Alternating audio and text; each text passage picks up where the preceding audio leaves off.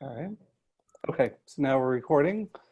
Um, Before, just as any meeting, we ask for anyone who speaks, please state your name first and obviously then speak. So this is Jeff Platt, Chairman of the Technology Advisory Committee.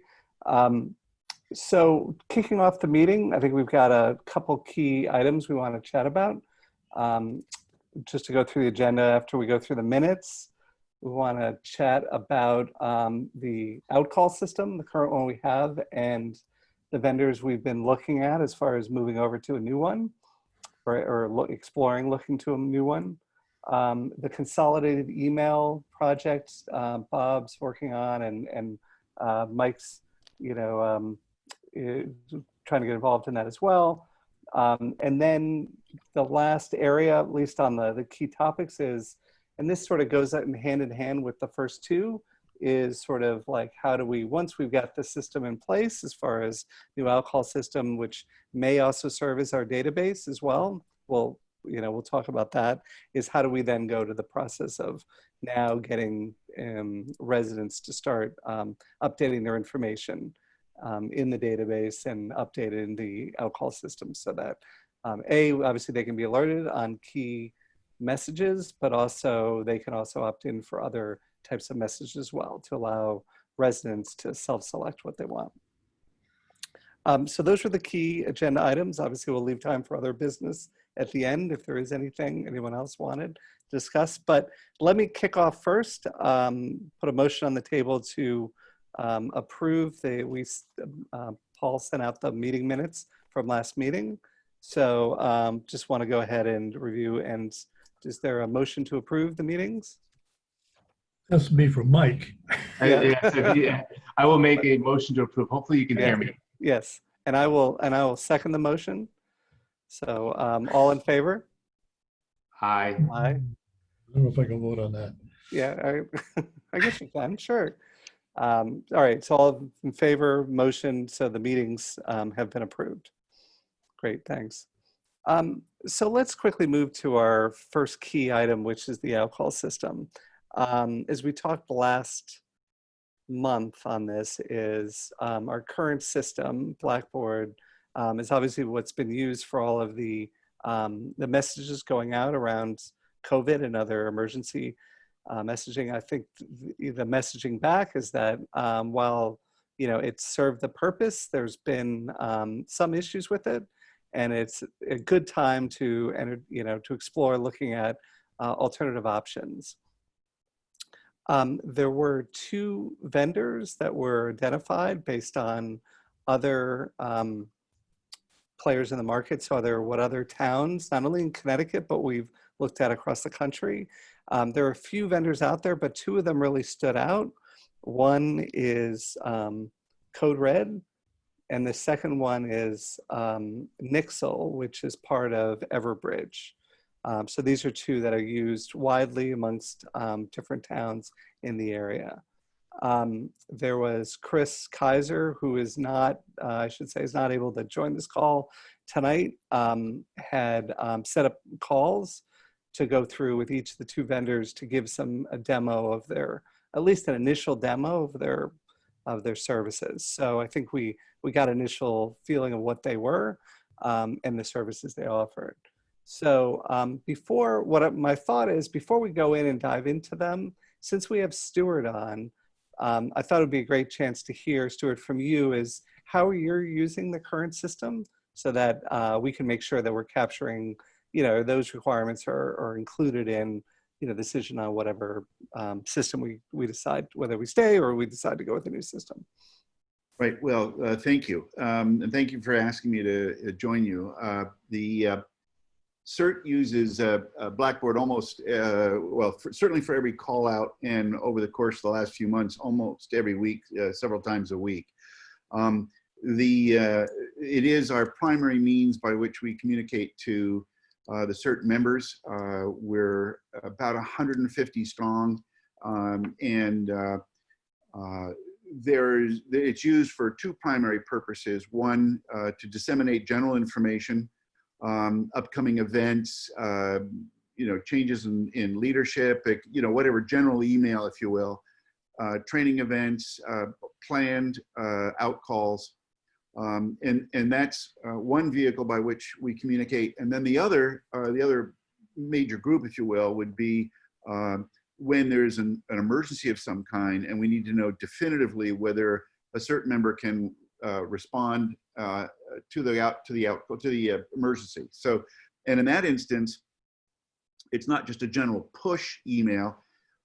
Blackboard, as you know, has both a push and receive back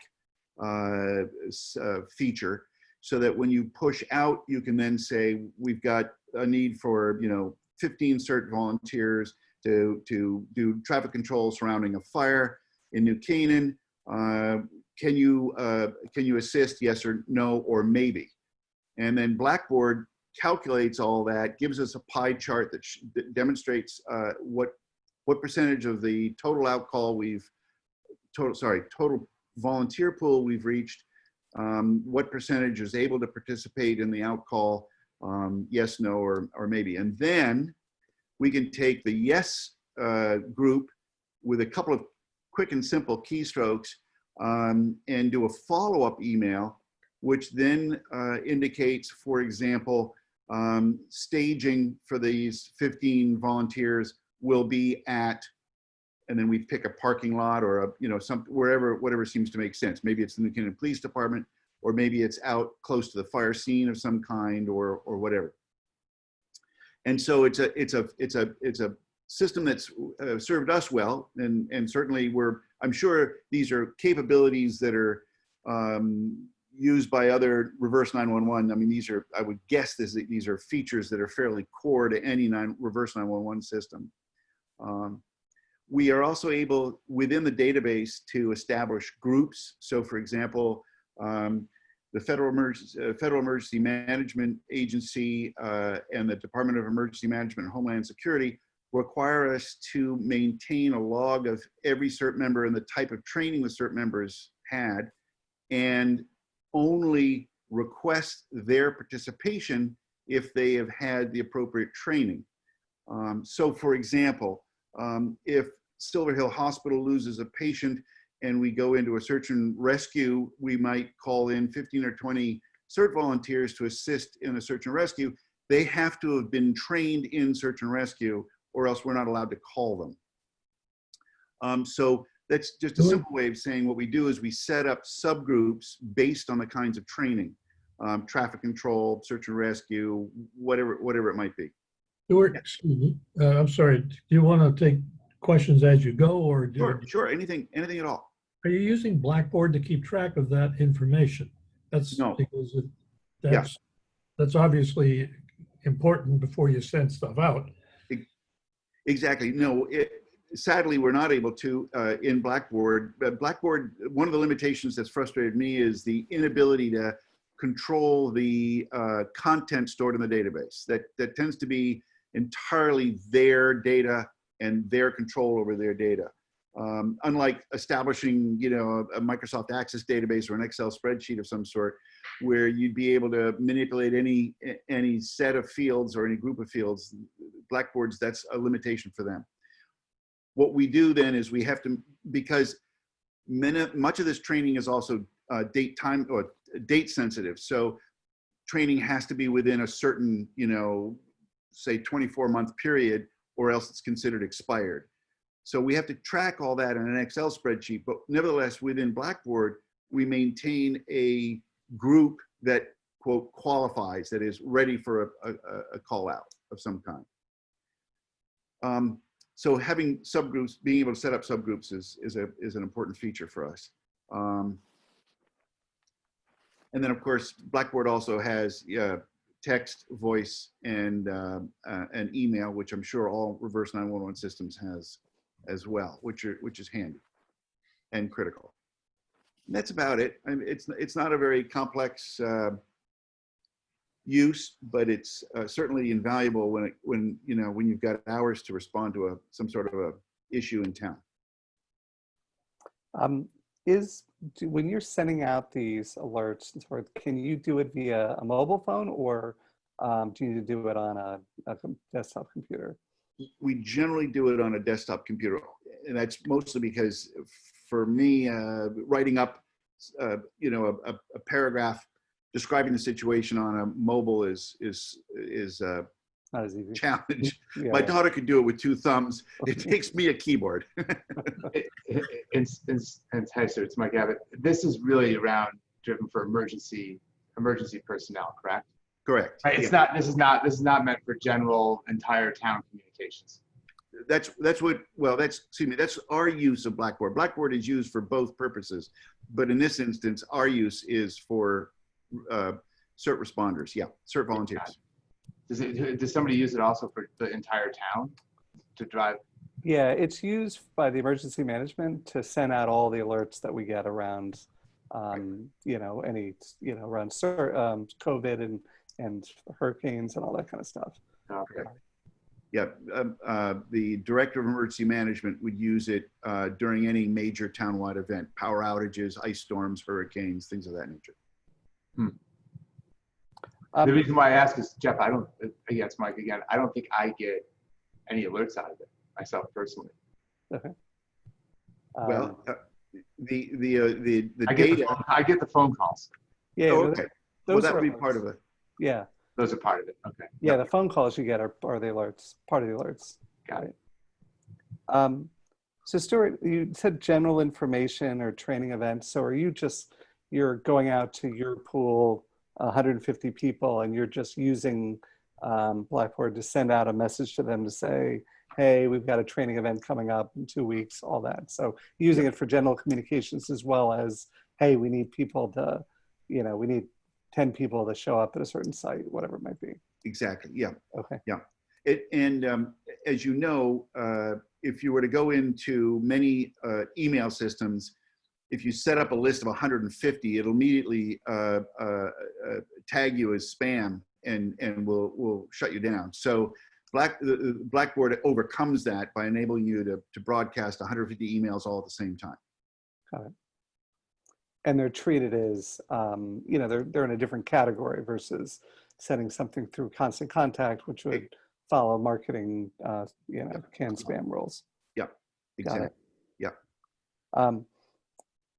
Other than the limitation of your ability to add fields to the database or manage it, anything else that, hey, it would be great if I could also do something else? No, it's actually worked very well for us. Again, we have a fairly defined use. I did hearing Jeff that you were all considering Code Red. I did reach out to a number of the other CERT organizations in Fairfield County, and the report back on Code Red was very positive. There are a number of other towns, CERT organizations that are using Code Red, and they've been pleased. So for whatever that's worth. Yeah, no, that's good to hear. That's good validation. And is Code Red a replacement then for Blackboard at the end of the day? Yeah, so there's sort of 3 vendors. Blackboard's the vendor we use now.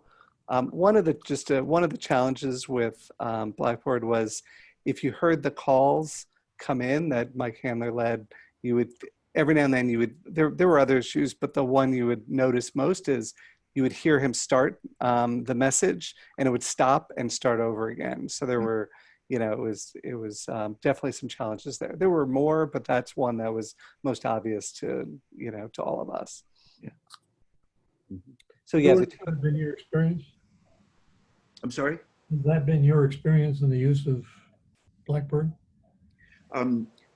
We don't, and I'm curious. We have not experienced that when we do CERT callouts, it was interesting that you raised that, Jeff, because I was actually going to go run some tests with Mike to see how it is that his voice, his reverse 911 callouts were ending up with this repeat when in fact we didn't have it. And I didn't know whether it was maybe something with regards to the scale of the outcall, 20,000 versus 150, or whether it was some way in which he was configuring his outcall message. There are there's a lot of features within Blackboard that a lot of functionality. I don't even understand it all, but there's a lot of functionality, and maybe he's setting it up slightly differently than the way we were. I don't know. Right. never got that far, but How Yep. do those systems handle something like an answering machine? Because I can see where that would trip a broadcast message. In other words, the phone appears to have answered, and before the message begins, it gets interrupted by something at the receiving end and then restarts. I'm just curious as to whether that's yeah, possibly something that's happening in this. yeah. I'm not clear on that. We I need- know I've heard the repeat myself, so. We gotta do a little testing. I mean, the answers are known to this. We just don't happen to know them here. Right. Yeah. Okay, well, no, Stuart, that's helpful. Yeah, I think there's a lot of, certainly some of the stuff you've talked about is the, be able to push and receive messages, especially, you know, we've heard that on the vendors, especially Code Red, we heard that one. Not sure if we heard it on Nixle, but definitely on the Code Red one Yeah. call, they mentioned that. So Good, I good. think that's good. So unless any other questions or thoughts on that in particular. Jeff, could I make a couple Yeah. comments? Yeah, please, Kevin. So this is Kevin. A couple other defects with Blackboard that was discovered back in March. You schedule 7 o'clock, and for some reason it would call some people at 3 o'clock in the morning, and that really pissed people off. I don't know why it happened, but it did. Another thing was, I don't know if you noticed on your machine, but it would always say spam. And my thought about that was maybe, Verizon and AT&T installed these anti-spam technologies in the past year or two. And I think because we hadn't used Blackboard quite a while, maybe it wasn't registered properly to not be recognized as spam. Anybody notice that on your messages that it would come up as spam? Yes. And so that was another thing we never really figured out. Why was it doing that? Maybe I would have thought Blackboard and Code Red and Nixle and other competitors would have relationships with Verizon and AT&T and T-Mobile to make sure that they were recognized all the time as an outcall facility and not come up as spam. So. Right. So those were a couple additional items besides the repeat. I mean, the repeat, I think almost every message I ever heard, would repeat itself, go back to the beginning. Yep. Anyway, so we got to the point where Mike agreed that Blackboard sucked, and we wanted to look for a replacement. And in our neighborhood, only Greenwich was still on Blackboard. And Blackboard, I think, was a preeminent product years ago, but Code Red now, I think you looked at the user base. I think Code Red has 21,000 municipal clients or users around the country, and they've got a new management team. I think you want to look at the strength of the product, and Nixle has a strong parent. So some products kind of evolve and they don't stay modern with their competition. So. Right. Yeah, it appears if you look at just the towns surrounding us, there's a high number that use Code Red. So that seems to have they're on the Connecticut state contract, so that probably helps why they've got, good penetration in the Connecticut area. Yeah, they don't have One other question I want to ask Stuart was, Stuart, do you use Blackboard for outcall voice or just for emails and text messages? all of the above. All of the above. So you do use the voice? Yes, definitely. Yeah. Okay, good. When it's a planned event, it's generally by way of email. If it's an emergency event, it's all by voicemail or text. So within Blackboard, there's just like with Constant Contact, you can have different list groups, and so you sort of have a list group within Blackboard, and then everybody who subscribes to the emergency outcalls is in another list. I would think it's kind of a function. I wasn't clear though. Do you say you maintain an Excel spreadsheet with a lot of your training data and stuff, but you really use Blackboard mainly just for communication, and it has Blackboard, features. Yeah, Blackboard is call- Blackboard is the only thing we use for communication Right. to the members. And as I said, they're in two categories: either general email or during an out call, it would be voice and text, just Yeah. because of the timeliness of it. And one other comment, for some reason, Westport had switched from having Code Red for like 10 years and went to Nixle. And I have the impression that Nixle may be more modern in terms of interfacing with social networking. And I don't know whether Code Red has that same facility or whether that's important. Yeah, we did. It looks like Code Red does have it, at least they state it. What Chris told me, we just need to validate, is he said it was actually the police department in Westport that switched to Nixle, but they were still using Code Red for their for emergency management. We just need to validate that, but that might be a little bit difference of what's going on over there. The description from Everbridge, which people calling it Nixle here, is that they seem to have a refined capability for dealing with sub-databases. For example, CERT people could be set up as a sub-database without interfering with the capture and creation of a centralized database, which is the nirvana goal of this whole discussion, is some kind of centralized database that we can then extract from, adapt from, and use in pieces for the variety of communications the town needs or wants to do. Well, I think that's a extremely good question and needs to be thoroughly vetted, in that if you were, I believe the way I understand it currently is the CERT database within Blackboard is a unique and separate database from the town's database. We are not commingled. And so CERT goes in and uses their database in the way they need to. If we were to migrate the data over to Code Red and the CERT list became a part of the town list, which of course would be logical, then we would need a first subgroup called CERT and then a secondary subgroup of CERT / traffic control, CERT / search and rescue, CERT / so you'd have, and I don't know whether they'd have those, whether that Code Red would support that. That's a very critical question. Yeah. I think in both cases, I know they also, each of them talk about talking to town employees, so using the tool to communicate. So it sounds like if that's the case, yeah, you could set up one that's particularly for your purpose, right, for CERT, Right. and then town employees may be a separate one. But I Right. think to Paul's question, yeah, when we looked at the two vendors, at least in how they described it, the Everbridge Nixle option seemed that they were more, they talked more about their ability to sort of manage different lists or, all of that, especially when we asked both of them about, we've got multiple lists that we would be bringing into this tool. How do we dedupe and avoid, 2 calls going out to the same person, all that kind of stuff. And, Right. they both gave a perfectly fine answer. It did, to Paul's question, it did appear, at least the way their responses was, that Everbridge did have a little bit more, at least the way they described it, maybe more robust capability on that end.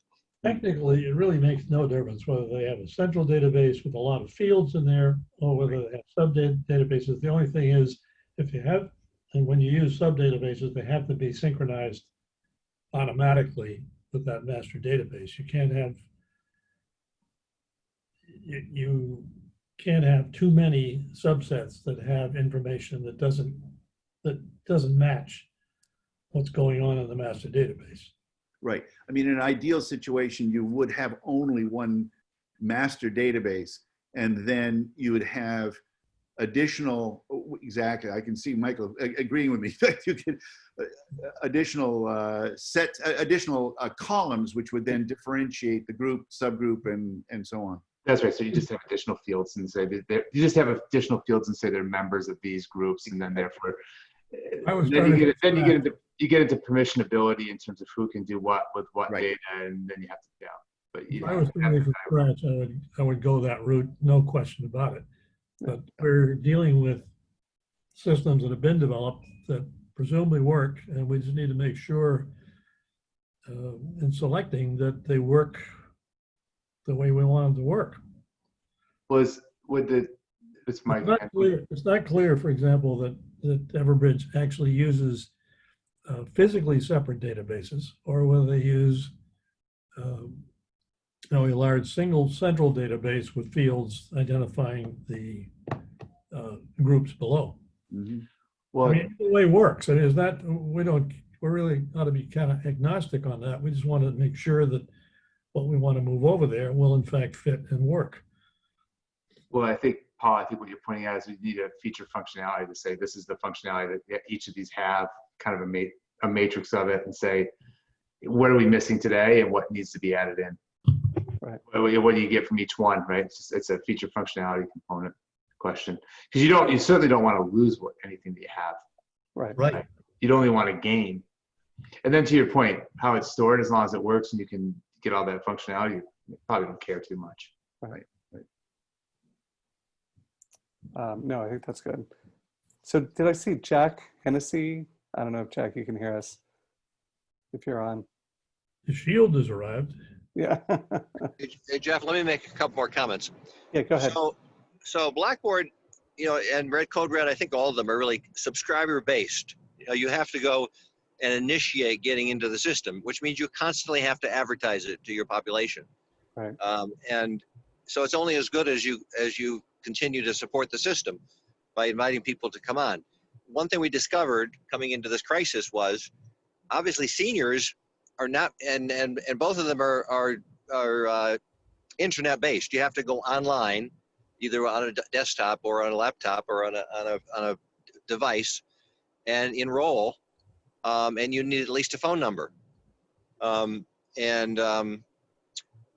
They will also take multiple phone numbers, and they also take an email address. We only had 3,000 email addresses in Blackboard. We had 21,000 total contact points of contact. And I think some of that data, although people quickly would call us and say, I moved 2 years ago, please take me out of your system. So you have that maintenance burden as well. But when we focused on contacting seniors for this crisis, and we have 3,000 seniors over age 65, a lot of seniors aren't very adept at enrolling in an online enrollment system. So we went on and we put phone numbers into Blackboard from Human Services so people would get the outcalls. And we've had this project really since the website went last year to try to make sure we have an email address for every household in town.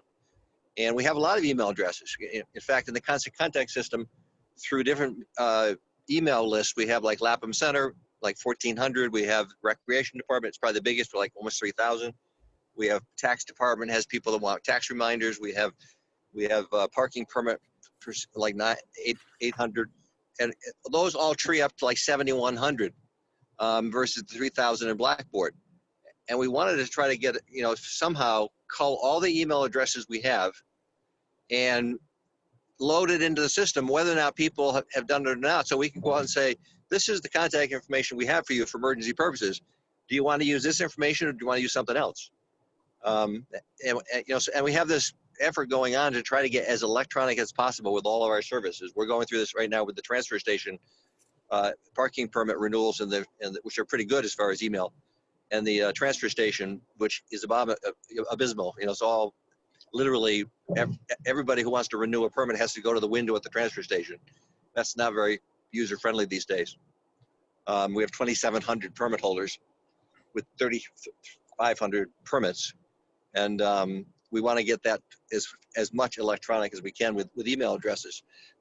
So there's a whole bunch of reasons we want to get both a common system and an emergency system that we can load up with email addresses, and then then we have to have a system for when people move to Canaan.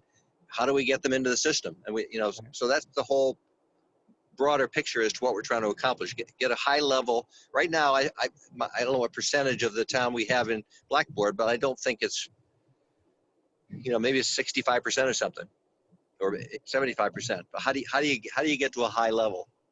Right. and part of it is, people are signing up for different things for different purposes, right? Just for example, you can sign up through the website for eNotify, which is a service through the website provider. And whenever there's changes to certain parts of the website, you can be alerted. So it's sort of a way to get updated information. So like there's 1,600 email addresses in there of people that have said, yeah, alert me. Like for instance, 200 people want to know field closures, Parks and Rec, right? Tell me, when the baseball fields are closed so they can get alerted. So those, so I think the more it's being used by different groups for different purposes, the more people want to jump into it to sign up for that, which gives them the opportunity then to update information or sign up for other alerts, right? So that is one way to further engage people, depending on what their interests are. Yeah, Kevin, this is a commercial. I said to Chris when we were talking about this a week ago, there's going to have to be a commitment to maintain and coordinate and synchronize this on an ongoing basis. And this may involve, it does involve some kind of resources. I don't think we have that in any centralized way today. We've got it fragmented in every department and every other activity, and that's going to take. Paul, I've been missing what you're saying. I don't know why. Can you hear me? Yeah, I can hear you just fine. Should I speak louder or should I just simply repeat myself? And no, I'm just saying, I sincerely believe that there's going to need to be some resources devoted to the continuing maintenance and coordination and synchronization of whatever we come out of this project. Right now, that's done in bits and pieces all over the place. So again, hey, it's Mike. I think we talked this before. I think the only way ultimately, and this would be one of the feature functionalities, is either this tool has to have, whatever tool we select has to have what's called SAML, which is effectively security assertion markup language capability, or OAuth. And what that means, it means, getting back to Kevin, what you're saying is you ultimately want to get to a single sign-on, so that when people log in, it's like login.New Canaan, right? And what happens is then every time a page comes up, they log in, it logs them in there, and then anytime they go and log into a new one, effectively all that happens is they use that same login that's already been used, and it authenticates them into it. And then what happens is all the credentials start to merge, at least through that SAML process.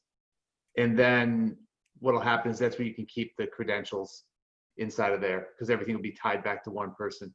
But it takes time, because you'd have to get the rec department, you have to get if you choose a new 911 system like Blackboard, if they log in.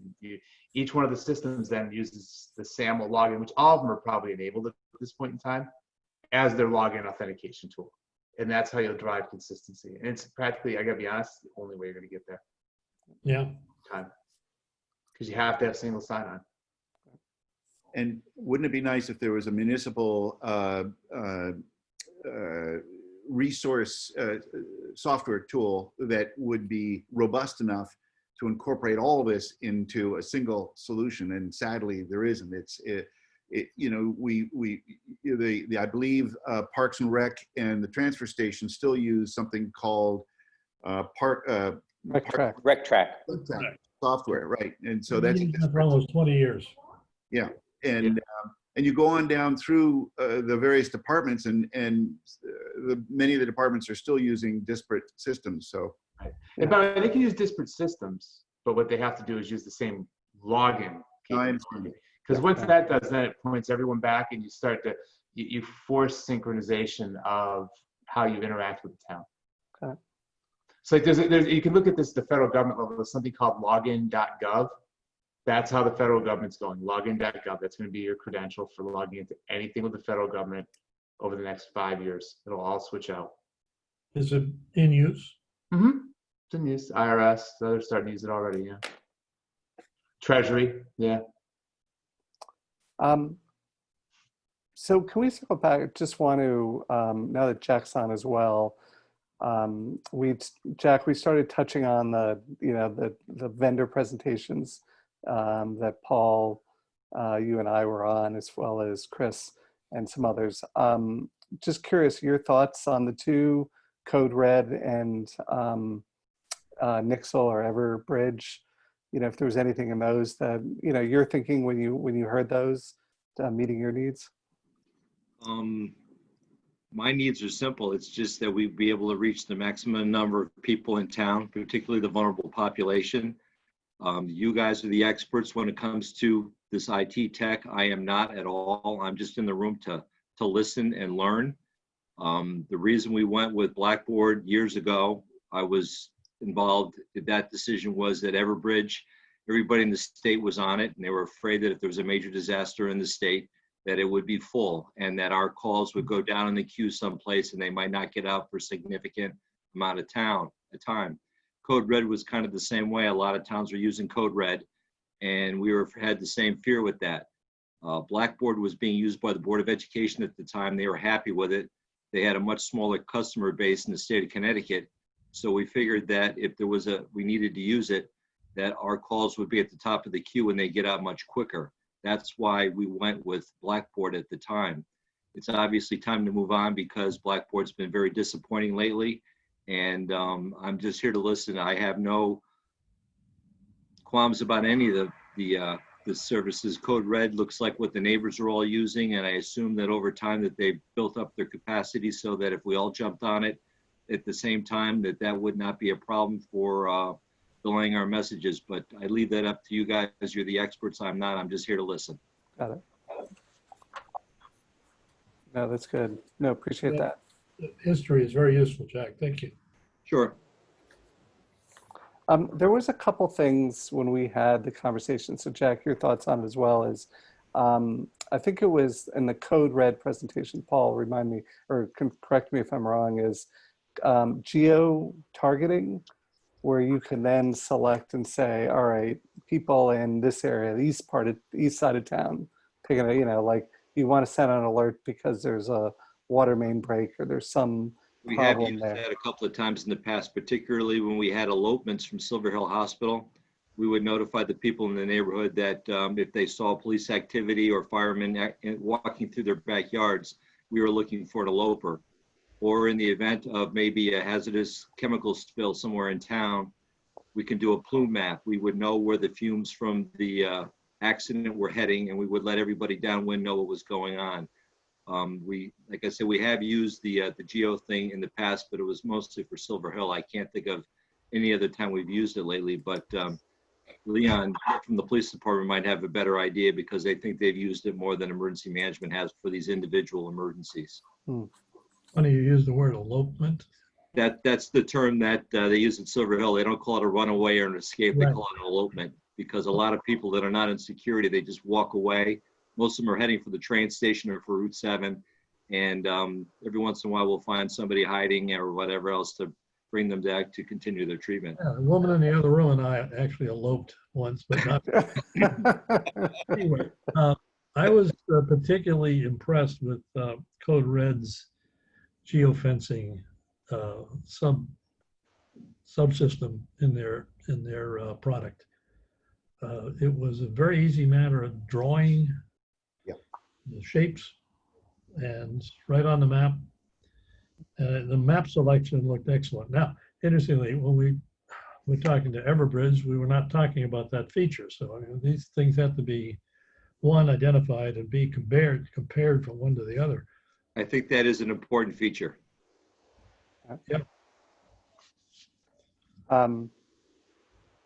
So Jack, when you send messages or, is there ever, do you ever do it with Blackboard to do it via mobile device to create the message, or do you do it on a phone or on a, laptop computer? To be honest, I personally have never sent out one.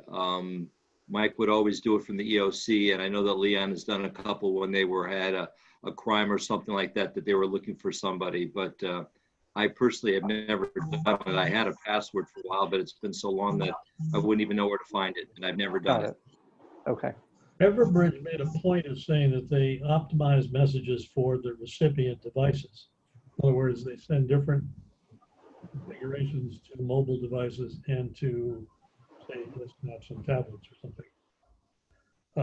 Obviously, I'd like to see how that works with a couple of Right. samples. That was something they clearly were tuned into. That if you were composing the thing on a mobile device, it would at least come out in the optimal way on a desktop or Yeah. or a text message for that matter. I think some of it is to that point is, yeah, what is the user experience for you, Jack, or, you know, for you, Stuart, or for anyone putting messages in, you know, either via laptop or via, you know, mobile. If you are on the road and you need to send something out, that ability to do it, you know, is just what is that experience? And is it, you know, is it a stated feature, but really is very cumbersome? And Stuart, to your point, like, you know, all right, maybe if you're sending a long message, you wouldn't do it regardless of it. But, you know, if you need to send a short message, you know, is it just cumbersome to get to the screen, you know, to do it on a mobile because it's really a web, you know, interface kind of thing. So I think that's one of the things. Did either one of the vendors focus on that as mobile devices rather than on a laptop? Code Red talked about how they gave an example of one person from another town, meaning EOC person who was away on vacation somewhere else in the country, and you know was called to you know say, oh, you need to send out a message, and was able to send that out. So they called that out. But yeah, I think that's a You know, point. so the you know the Blackboard sort of has a dashboard. And I imagine to get that on a mobile device, you just have to sort of create like a little app that takes part of the dashboard and lets you do it for certain features. Or maybe the whole dashboard is able to be put on a small screen. But you know, recording messages is very easy. It's like calling and leaving somebody a voicemail message. Right. You know, you can press 1 to listen to it again, press 2 to 3 to delete it and play it and replay it. So it's not as far as recording the messages, as Stuart knows, it's rather easy. Selecting from a menu as to how you want to send out to email, as well as text messages, as well as voicemail or voice messages, is a selection from the dashboard. And I suppose they're comparable, but there's really two ends: the user and the dashboard he uses, and the recipient. I'm sorry, the public who has to go to a dashboard to sign up. I found the Blackboard, and others found the Blackboard sign up to be rather cumbersome. And some people who said they looked at Code Red, it seemed a lot simpler. So I think user interface ease for public is one feature you want to focus on. Yeah, agreed. For both on both sides, right? I mean, because even to your point is, all right, you can, you know, record the voice message, but yeah, how easy is it to select who am I sending it to? You know, Stuart wants to send it to one of his subgroups. You know, is that easy? You know, versus a pre-selected list or whatever. So You I know, think that's let me mention one other thing. So Bob Mantiglia, you know, we've been working on this project to have a town-wide database, and we got the bright idea that the assessor's office has for every residence there's a file. So we have a file of 7,000 residences. And now what we're trying to do is match up all the email addresses we have for those, so we can see where are the holes. right. And through various. Then I talked to Chris Kaiser today about he's got, you know, we use Outlook for our email, and he can harvest. You know, we have thousands of people that communicate with town employees, including myself, by email, and we can harvest all the email addresses and the names that sent them. And because by sending us emails, whether they're complaining about something or whether they're saying, you know, support the budget or don't support the budget, they've decided to communicate with us by email. And if we harvest all those email addresses and match them up with the residences, which we have from the assessor's office and the voter registration rolls, we can get a rather complete database. And then my view is we dump that into an emergency outcall system to update it. And then for going forward, we simply need a system. How do we keep it current when people move and have a new resident come in, and how do we make sure that new resident gets placed into the system? Right. Because there's a certain amount of churn every year, obviously, with residents. Yeah, I think that goes back to Paul's point earlier of, yep, that all, but it obviously requires, you know, just management of that and communications. You know, if people just constant communications, update your information, for new residents coming in, make sure you, sign up for this, all those. But yeah, that's an ongoing need. We got we've got a lot of the pieces of the puzzle. We got to try how to figure out, make them work together and really harvest all those email addresses. A lot of people communicate with us. Right. We have the ability to go reverse communicate if we just harvest the emails and contact information. So Stuart, you're gonna say something? Were you clear whether any of these systems allow you to add additional fields to your database, to the underlying database? We didn't ask that question, but obviously we can go back and, with Chris, get those answers. But yeah, I think that's it. We never saw with the database. We just asked them, we've got multiple lists. We may be merging into here, deduping, all that kind of stuff. And they both said, oh yeah, we, obviously very familiar with that. And You can do it. yeah. They must have data mapping algorithms that would surprise any of us. Yeah. Yeah.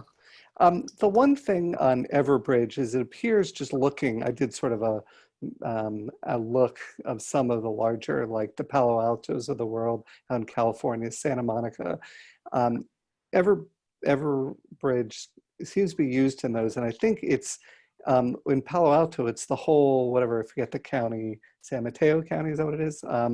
In that part of California, they all use Everbridge. So I think it's being used by some larger counties or areas, Santa Monica, larger towns. So my gut, even though this is a gut, we'd have to validate, is probably their ability on the database side might be stronger because of that need, right? Larger lists, larger needs across multiple groups. So it just by nature of what they do may, hint more in that direction, but we'd obviously have to validate it. Right. Okay. Paul, anything else on your end as far as, things you noted with the two vendors during their presentations? Honestly, I was more in a listening and getting familiar mode because I wasn't really up to speed on what these sort of did.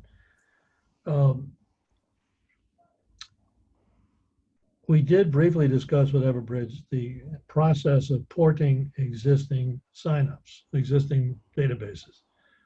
And they seem to be quite facile with that. I would support what Jeff just said. Operating in that part of California, they're clearly kind of scrutinized by people in the business, in the real business. And they couldn't be doing that stupidly. Right.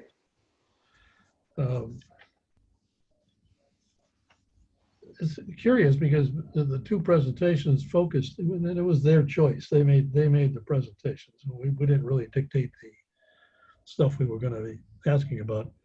But Code Red emphasized very strongly their capabilities of geofencing and how you can do it and how you can do it easily, which is critical, obviously, for the outcall system.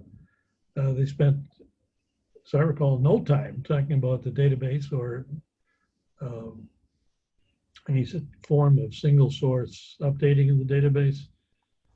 But that, I don't think they perceive that to be the questions we were asking. That we need to go back. In fact, there is a scheduled call tomorrow afternoon with Everbridge that the follow-up to last week's conversation. So I think that's... Jeff, it occurred to me that we need to bring in the police department. I don't know if Stuart, whether Andrew or John DeFederico or who focuses on communication. Maybe it's John, Stuart? Probably John. Yeah, I would guess it would be John, although I'd let Leon decide who he would involve. Yeah.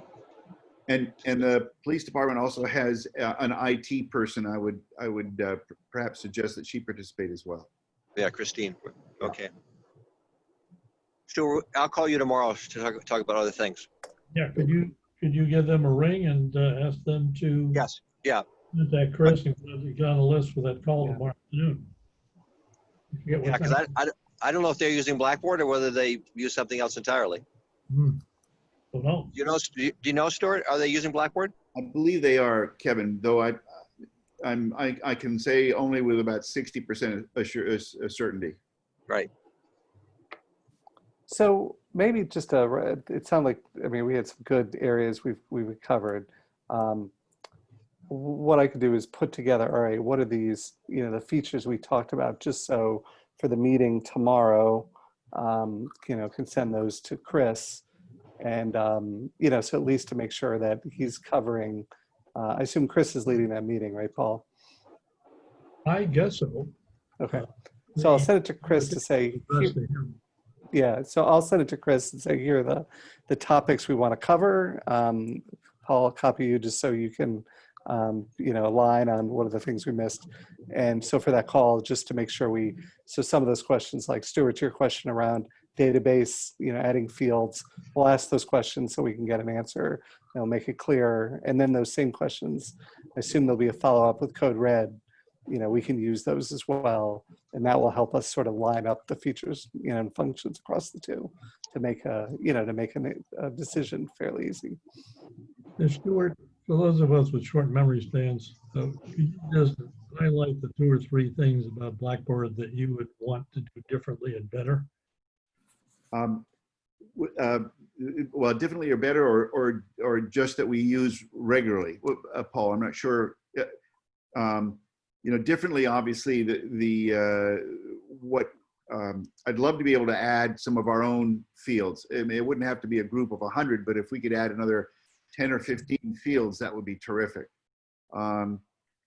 We would certainly, in whatever solution you choose, we need to have one subgroup called CERT, but then within the CERT subgroup, we need to be able to define groups of, traffic control, et cetera, as I mentioned to you. The answer back feature is, to me, extremely valuable, where we do a call out, we get the answer back as yes, I can respond to the call out, no, or maybe, and then taking the yes group, being able to send to just, that becomes, if you will, an on-the-fly subgroup of its own, which then says I can do a follow-up email just to that group. Yeah. So those are all features in Blackboard that have been extremely valuable to us. And then I think all the other core features are things you're going to find, texting, emailing, and so on. Those are all going to be things you're going to find in all the reverse 911 solutions, I'm sure. So though we use them, they're not unique. Or Everbridge did mention that they incorporated polling of. Right. That's what I'm talking about. That's a very standard thing for them. Right. That would be the sort of, but polling with the ability to once you have your poll results, to be able to go back to a yes group and do a follow-up email or a follow-up voicemail, whatever. Yeah.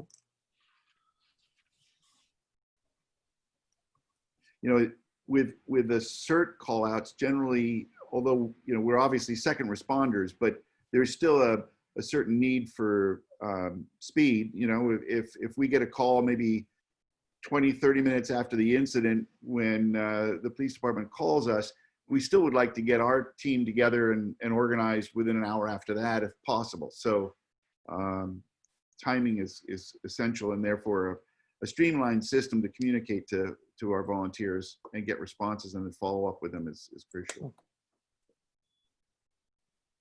Okay. No, that's good. So, okay.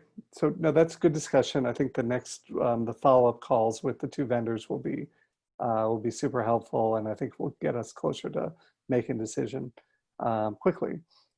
I mean, personally, I'm super excited with this for all the reasons we talked about, but I think that this can be used by a lot of other groups too. So I think now it requires those groups to adopt it. So I'm not oblivious to that, but I think that, from a technology standpoint for residents, they'll have the ability, well, I can get alerts on a lot more things and I can get engaged with the town. So I think there are a lot of benefits if we do this right. One thing I want to add to that conversation tomorrow is a single source sign up, which Mike continues to make a compelling case for. I mean, how do they handle that? Do they handle it? Do they have it in place? Do they have software on the shelf? So Paul, against Mike, I would suggest, obviously won't get a call tomorrow. I would ask them if they can be the SAML, SAML, or OAuth, O as in, operator off, AUTH, engine for sign on to other applications in the town. Because if they can be that, then what'll happen is, back to Kevin's point, if we go through all this energy to put everything consolidated in one place, then this will drive consolidation. So what will happen is, if, just to give you an example, if somebody goes to log into Parks and Rec, they would log into this, say it's Code Red is the engine behind it. Code Red would be the one that they'd log into. Now what would happen is, the minute they got to that Code Red login to establish a login for Parks and Rec, Code Red would ask them for their email, their address, their phone number, etc. So they gather all that and say, okay, now you're authenticated, you can log into Parks and Rec, and they log in through the Code Red, what's called SAML interface. That's the assertion markup language, right? Does that make sense? So that's why it's critical if you can get that, because you're not replacing the Park and Rec system or even the school system. You're just saying, hey, when you go to log in and authenticate, we need you to authenticate off of here. Right. So that raises a good question, Michael, with regards to the school. Obviously, for any family with school-age children coming into New Canaan, moving into New Canaan, that's a huge, source of new email addresses. And would the school department be interested in switching away from Blackboard over to Code Red? Does anybody know? And by the way, just to clarify, Stuart, they don't have to actually switch any of the systems that they use. All they need to do is switch the authentication system. So when they go to log in, it says login, and you log in the system. It just happens to go off of the Code Red login. They don't even know it's Code Red, but they're now registered. Yeah. Right. So, but Stuart, your question specifically around Blackboard, I believe the school moved away from Blackboard to a different system called School Messenger. And they'd done that. So that was part of, like, they went sort of their own way. I believe that's the case. So they're actually on their own system, Yeah, schools and towns generally operate independently with their databases, and although the superintendent has shared with me a list of all the parents with email addresses, and if we get to the point of loading up a new vendor, I'm going to ask the superintendent if we can load it up with that list. It's about 4,600 parents, because it's a very current list. And then I envision we'd go out and confirm with people, is this what you want to use to receive emergency communications? Yeah, I'm also thinking, the library has the best email list in town. And since we have a very close relationship with the library, I'm also going to ask the library if they'll help us. I want to get to as close to 100% of the 7,000 residences having email addresses as we can. And then we're only going to use it for emergency purposes and for when we have them signed up for something that they want to receive things like rec or tax notices or whatever. So, but I'd like to have the database get to a high level for emergency communications, and then try to get people to, have the systems talk to each other. Yeah. And by the way, and Kevin, it's Mike again, that's what the SAML technology does. Right. It basically gives you a single point. It doesn't mean you have permission to do everything. I mean, the school can still send its own system, emails, etc. It gives you at least a single point of login and a single point of truth. Right. Now, Mike, I think it was Code Red. When I went to, I think Code Red I went to one of the towns around here, Fairfield, because they were actually, Fairfield uses it. and they were they gave a letter of recommendation for Code Red. So I went to their website, and I could have logged in using Google or Facebook. So that's what's called OAuth. So SAML is the code red. OAuth is the other way you can log into. So all those basically can converge. But is it Google as being the OAuth provider? Yes. Okay. In fact, OAuth is a Google endorsed with Twitter version of SAML. They're both open authorization protocols. Got it. So So is that, you could technically have your Google login. You could have your Google login be that and syndicate it out, or you could, like, when they go to login, you could say, "Oh, use your Google information, log in. Here, you're authenticated." oh, but you can only use it if you have a Google account. Yeah, that's right. Oh, okay. Got it. That's the limitation. That's the limitation. Got it. Which is why, in the end of the day, for the town, you probably would have a Buchanan.login. Right. Right. Yeah. So for anybody, whatever email system you use, you could log into it. And the most logical place to hold it, again, I'd have to think about it architecturally, but would be this 911 or the emergency, because that's where you want to get that's where you want to go to. Now, by the way, the other way of architecting this is just think of it as put Code Red here, put the school system here, put every Rex here, and then have a separate login down here and have all of them point into that SAML service. So Google provides those services too, or the OAuth, right, down to here. So it's like, it's just a login only service, and it actually supports 911. So then what happens is no matter what, no matter where you come in, you get put into here, you get your credentials, it gets pushed back up to Code Red, and that's the login for every one of your town. Got it. Right. And the way the reason why this works so well is think about how you transition. Everybody has a different login today. When you add this new one in, the next time they go to log in, that the old one gets put down into the SAML database. They come and says, hey, your old login was this. We're re-signing you up. They basically make it, typically they make it your email is your user ID. That way you've got verified user ID and email, and then your password. So that's how all this stuff gets driven to Hey, consistency. Mike, do you think there's a consultant out there that you can hire to do this kind of stuff? Oh yeah. There's people, and you can probably get them relatively cheap. This isn't, Kevin, this is very well thought out. This is not, what I'm telling you is not rocket science. Yeah. But it seems to me that, or maybe once you go with Code Red, maybe they have full services as far as introducing you to how to make it work to the best advantage for you. So your question to Code Red is, one is, do you act as a SAML server for everybody else, or do you support SAML to come in? And hopefully, Right. Jeff, that makes sense to you. It's like, Yeah. is Code Red sit up here and they use the service? Yeah. Or does Code Red sit down here and they act as a service to everybody else? Either way can work. Yeah. So Paul, who's going to be on the call tomorrow besides Chris? Paul? I'd have to go look up. Give me a second. I can look it up. Yeah. But I think that's one question we ought to ask both vendors is Right. this SAML versus OAuth. Yeah, and just how do they think of single sign-on? Can they support Right. that? Right. It- Well, Because I as Jeff said, when you look at Fairfield, they're obviously already doing it with Code Red, and I would think you keep on referring to Everbridge as opposed to Nixle. Is Nixle a product of Everbridge? Correct.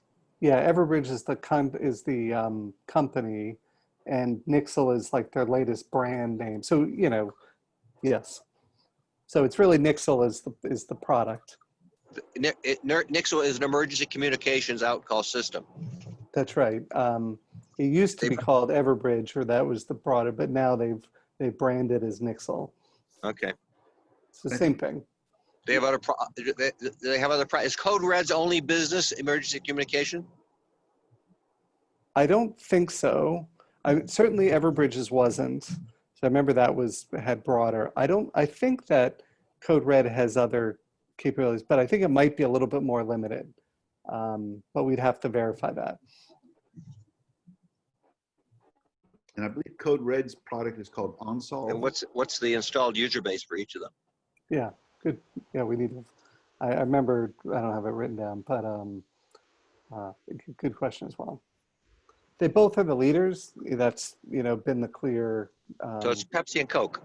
Yeah, it appears like that. And I guess, yeah, anyway, I won't do other analogies, but. AT&T and Verizon. Oh, like Kevin, it's like MasterCard and Visa. That's right. That's right. Pick Hertz your and poison. Avis. Pick your poison. Exactly.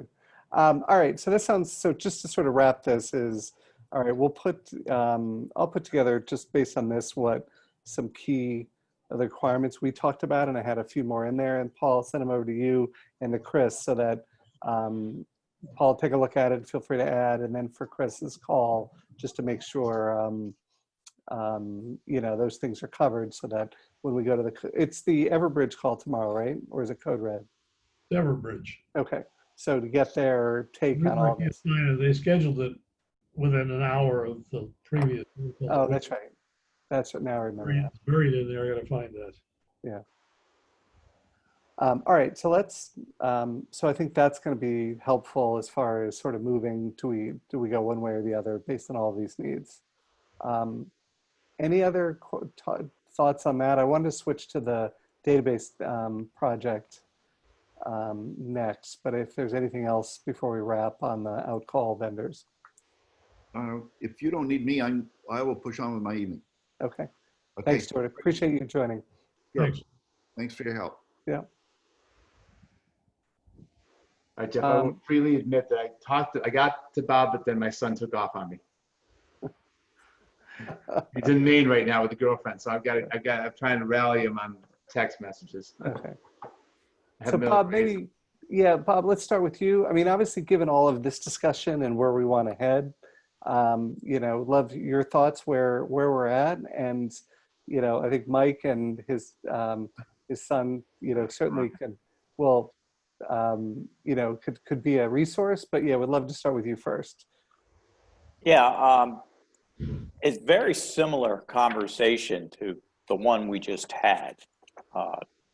Gathering the data, getting it organized, it is not as simple as we've all thought. We're trying to put together this email list for the town, and as Kevin mentioned earlier, we said, gee, we've got this great assessors database with the properties. The other pretty good database in the town is the voter registration list. That's pretty darn good. And unfortunately, that doesn't have email and not a ton of phone numbers. But those are two databases to really work with. We've been focused, while we're trying to think globally for the town, we've been active trying to work on a few databases. We had to put together a list for the 65 and older population in our town and try to get email addresses. And now we're trying to work with the transfer station on efficiently trying to sell and distribute. The boss is here. Yeah. It's dinner time. We need to eat. Oh, and Is it ready now? Sorry, go ahead. and now we're trying to efficiently sell and distribute the passes. We've looked at the recreation department list through RecTrack. We looked at Lappin Center's list, the transfer station permit holders from previous years, the 65 and older senior list, the Blackboard list, and the constant contact. We ended up with about 32,000 records. Within those, and I've been working closely with Chris's team. In particular, I've been talking with one of the guys, and he's been merging these lists together. So he went from 32,000 records to eliminate duplicates. First of all, they got to 15,000 emails. So of the 32,000 records, we've got 15,000 emails on them, which speaks to the phone so much. Then what he did was he further narrowed the list down to 8,000 unique addresses, email addresses, because there were a number of them were in there 2 and 3 times. And then he worked it further. So he finally got down to a database of 2,700 individual permit holders. And then 1,700 of them have existing email. Then he harvested another 100 and change from other lists we have. So he got up to 1,858. So we have about 68% of the permit holders with an email address. So that's the good news. A lot of work went into that. And Tim Malley did that. And then we've been working with the rec department on trying to design a user-friendly form. And we thought we had it pretty well, because even in these data sorts, it's just amazing how people spell the names of their streets. When you get a data dump from Blackboard, you'll get an address at 100 Main Street, Unit 2, all in one field. And the work that goes into just separating these. So we wanted to set up our form that way. Also, the way people spell their street names when you want to get into a sort in an organization.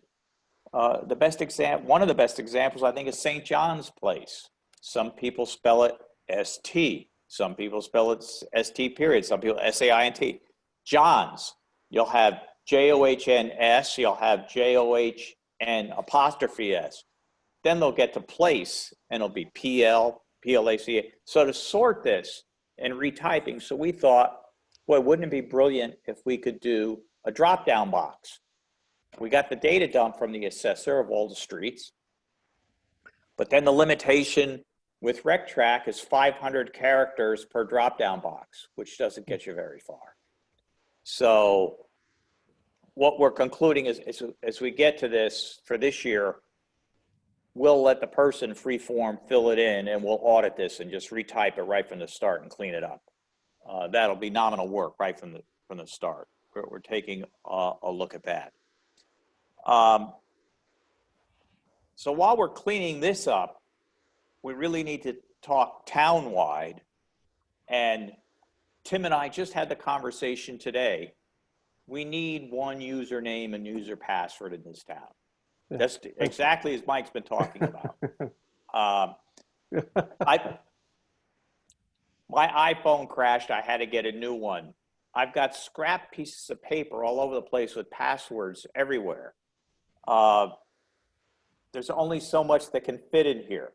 Yeah. So one, we need to sort that out on an ongoing basis while we're on this treadmill trying to do some immediate things to get more efficient.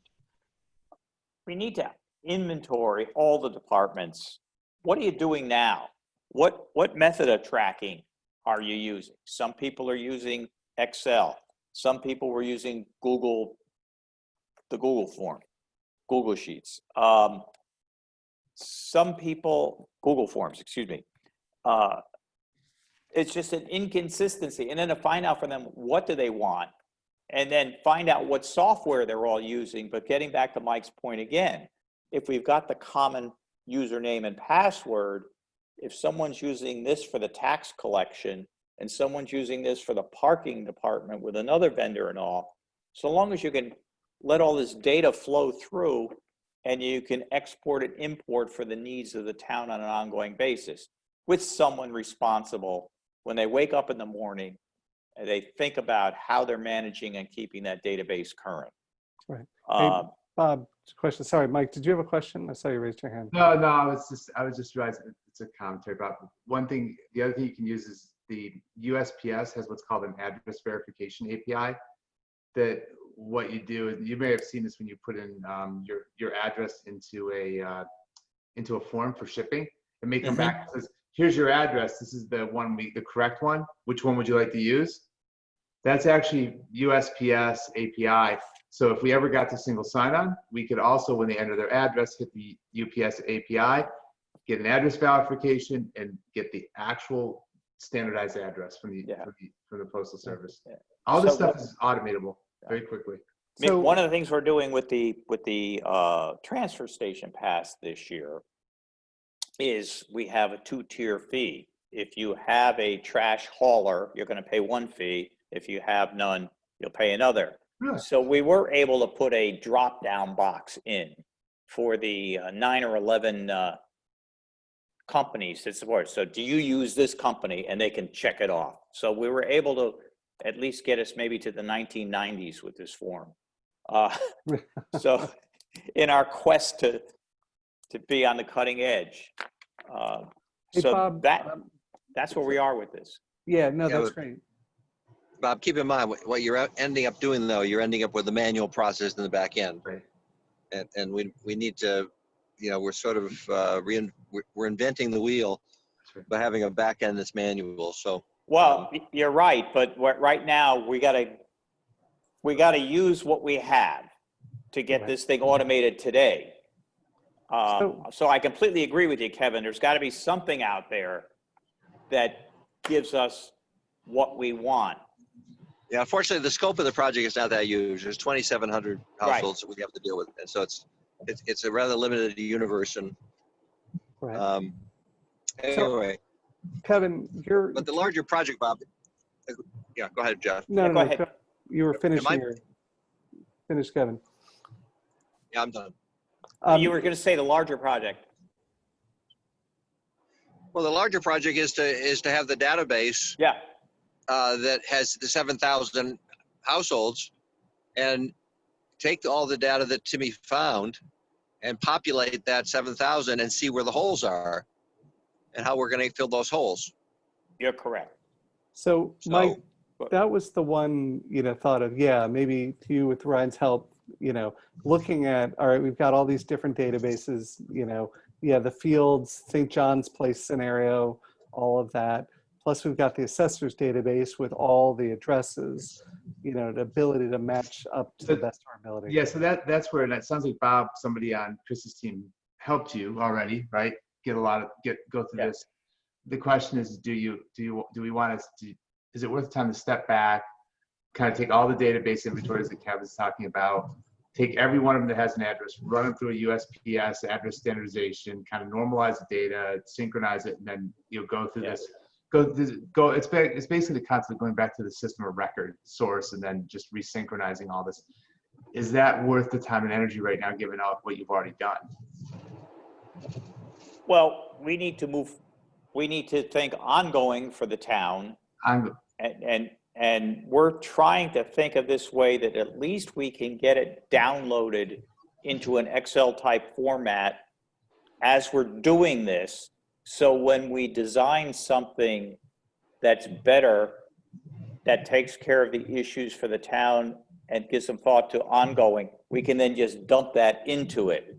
Yeah. So the way, unfortunately, so what I was talking to Ryan about was we would take each of the various databases that are out there. Right. It sounds like the gentleman in Chris's team already started this.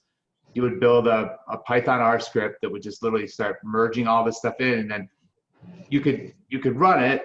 Think of it as static. Here's all the data. Run it. Get an output. Tune it. Get a decent output. But then every time you'd have to put the data back in, run it again, run the clean process, right? Mhm. But does to your point, it's one and done. Well, you can keep running it, but you want to really fix it at the source. But Long term. if our new outcall system becomes a source for us, then at least we can get to that point where that system then becomes, and then residents can update their information on their own. Now, Bob, as you were going through it, it was interesting to hear that there's maybe 1,800 unique email addresses. I would have thought between the school and everything else out there in town, you name it, I would have thought we'd have at least 5,000 to 10,000, but Well, not. remember this, as Kevin said, the schools owns their data, and we're not getting any of that. We haven't seen it. Kevin has seen it privately, and they don't want any sharing right now. But again, as we're talking about this important project, bringing them in as a partner might make some sense, because for efficiency purposes, you can put firewalls in so that Bob over here in town hall can't just get into the data for the school system. Yeah. That I come out of the banking industry. I had access to a lot of information to just view it, but I couldn't touch a transaction. Yeah, that's all possible. So you have to. Yeah, but keep in mind, we're really working on two parallel projects, and they don't necessarily ever have to work together. The emergency call out is something we have right now. Yeah. In the midst of an emergency, we want to have the biggest database we can for the household. So especially as we go into tracing for people, that we have an easy way of contacting people. And so that's one objective, both call out and having a database we can look up people. The broader thing is really a tool to make people, and actually I want to further explore constant contacts capabilities, because right now we are using constant contact as a communication tool for the various departments, and they have their different lists. And I don't know whether constant contact can become your database. The trouble is right now, all it takes to put an entry into constant contact is an email address. You don't have to fill out the rest of the fields, name, address, et cetera, phone Yeah. number. Yeah, we've got. But I think the capability is there. Yeah, we've So got Jeff, email. I don't know, I don't know how many businesses have, used their whole customer base and they use constant contact as their whole database. I'm sure, I mean, obviously for small businesses, that's what they do. The only thing I would think about is, that generally in most of those cases are used for marketing purposes. So you run in, for the can spam. And so the recreation department, youth services, Lapham Center, who are sending out sort of more promotional, like, hey, here are upcoming events, feels like a good source, versus the tax department sending you alerts that, here are the dates of taxes due, or field closures. But people have asked to be on that list. See, that's the thing. These are all user driven. I want to be on this list. I want to be on this list. I signed up for a parking permit. We have your email address. We want to communicate. So everything is user driven. Correct. And The question is which database is the better answer. So Right. Is it the Outcall system can provide that? Now, it wouldn't provide the ability, well, I shouldn't say wouldn't, but I don't think it's going to provide, like, if you want to get on the, any of the park and rec list, maybe those are separate, right? But for any of the other groups, could all potentially be all centralized, right? And then to Mike's point, if there is a single sign-on capability, you could sign on and opt in for everything. Right. Um, Anyway, I think we're making progress to figure this out, but Yeah. we still have ways to go. But just, Kevin, just to your point of, hey, we've got that database of, is the only thing is looking at the Outcall system, especially when we were talking about geo-targeting, that only works if we know where you live, right? We have a whole bunch of email addresses. If we don't know where you live, geo-targeting doesn't, or No, exactly. yeah. So, And- but that merger of, okay, we have the assessors, we have a bunch of lists to really merge them together to figure out, what is the best information we have amongst all these lists on people, so that we can populate that in the Outcall system to provide that ability. And then we communicate over to say, would you like any of these other types of alerts as well? I still think that's a project. It doesn't sound like, we still need help with, right? If we're really going to merge all of those together. Well, it sounds like, Bob, you've done some of that merging already. I just don't know if it's all of it or not. Yeah, Yeah, but keep I in mind- probably could do it more efficiently. And Kevin introduced us last week to a fellow in town, Bob Schott. Bob Schott managed huge data with GE Capital on a global basis and he primarily used Excel. One of the things we talked about at the end of that meeting was him coming in here and listening to Tim and a couple of other people and myself, how we're using the data. And there's probably more efficient ways for us to go about this. Keeping in mind that our universe is still relatively small in the world, of database, 7,000 households is not a huge amount of data. Right. Right. I mean, some of the stuff is just hand tracking. I just put a 65 and over list together for the human services area, and while I was at it, I sorted it by address, and I tried to put across from it, which I did, was all the spouses, all our 2 people who live in the same household, and that cut her list down by 1,000. So there's little things we're doing through our basic Excel. Yeah. So it sounds like there's more. So you're doing great work, Bob. Sounds like, yeah, there's probably more we could do, maybe with your work with Bob Schott, if that helps advance that, great. Also, obviously, Mike. I'm gonna try to find Ryan so I can get him to come around and text him a few times today. So let's. Well, let's maybe we- invite his girlfriend down to visit for a weekend. Yeah. And we can grab him for a Yeah, exactly.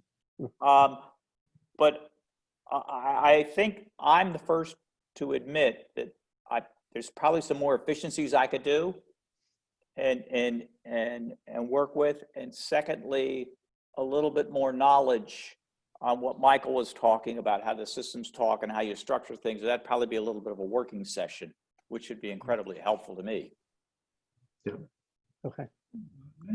And then some of the other things, Bob, around like the USPS APIs and signing Yeah, up for those, because Yeah. then you can take those things out, drive address standardization, just do a bunch of calls, and you'll just simplify your life in terms of cleaning stuff up. Yeah. After a few of these meetings that I've gone to, I then call my son at Google and to get a little extra direction. So I'm picking up a little knowledge that way. That's good.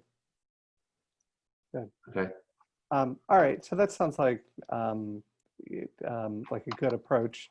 And I think some of the learnings we'll get from the alcohol vendor to see if there's, how robust is that as a solution versus, Kevin, your point of the constant contact routes. So I think both of those sound like a good approach. And getting our hands dirty in the data, I think, has been helpful. That's what dawned on Kevin and I last week when we just kind of looked at each other, that the assessor's base, that gets us all the properties in town. Now, we've got more renters than ever, but we can deal It's with a that. start. Yeah, no, it's a start. I mean, it's a good chunk of people. Yeah. So that's a good start. So, okay. All right. Any other thoughts? No, this was good conversation. Any other thoughts on this topic? Sounds like we have a couple actions coming out. Yeah, one thought comes to me is we really need to identify what's going to be the root of this database. Is it going to be properties? Is it going to be email addresses? Is it going to be individuals? I'm not answering the question, I'm asking the question. That's a good question. I mean, it's theoretically possible that the best answer is properties. Right. Because they're less flexible than the other alternatives. Right. Well, technically, Addresses and two different spellings of their name and a spouse or no spouse, but they've only got one house or two houses or whatever. technically speaking, probably the atomic unit in this database would be the person, but you're right, it's probably not, you probably can't have it be the person, you probably have to have it be the house, and then associate the person with the house, but it's the person that is the lowest, probably the lowest level. Yeah. Right. Yeah. It's the resident at that house. Resident. In a perfect world, it's the resident at that Resident. house. Yeah, And then, yeah. ideally, because you want to get to the people, right? You wanna get Yeah. to- okay. Yeah, But we if want- you knew- Go ahead, Kevin. We want to get to 7,000 households and 13,000 adults. We don't care about the kids under 18. Right. Right. It's 13,000 people is what you ultimately want to get. Yeah. Yeah, Contact yeah. information for. A lot of them will have the same address. And they all live somewhere. They do. Yeah. And that's the main, I mean, you get some of the snowbirds or people that have left town Yeah. that's still maybe on the list, but at least we know who the people are Yeah. that are the residents. Well, And there's that, I'm sorry, go ahead. well, that's where the tax assessor records fall in, because Yeah. they're not on the voter registration list, but then you discover they own a house Yeah. or condo, and in fact, they are here Right. part your residence. So Right. you build from the bottom up and see, keep on adding to all the holes in the overall list of the trouble with the assessor's list. Apartment building, we have relatively few multi-family units in the scheme of the 7,000. We have like 300 apartment units, and so those require a little more Right. massaging with addresses and stuff. And then when you've got the voter registration, that's not pure either, because you've got the people who haven't gotten around to registering yet or won't, and And you you've have got foreign citizens. So, okay. Okay. All right. Sounds good. Any other thoughts on that? I think it was good. And like I said, we've got some takeaways there. So that was it for me. The last thing is any other business, any other topics anyone wanted to bring up? Bring up tonight, or bring up forever. Yeah.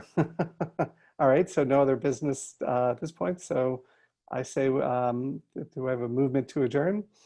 I'd be happy to. I'll make All a right. vote. And Mike I'll seconding it. second So- that. Yeah, and all in favor? Great. Thanks, Jeff. Thanks, All right, guys. thanks, guys. Have a good Okay. Bye-bye. bye. Very interesting.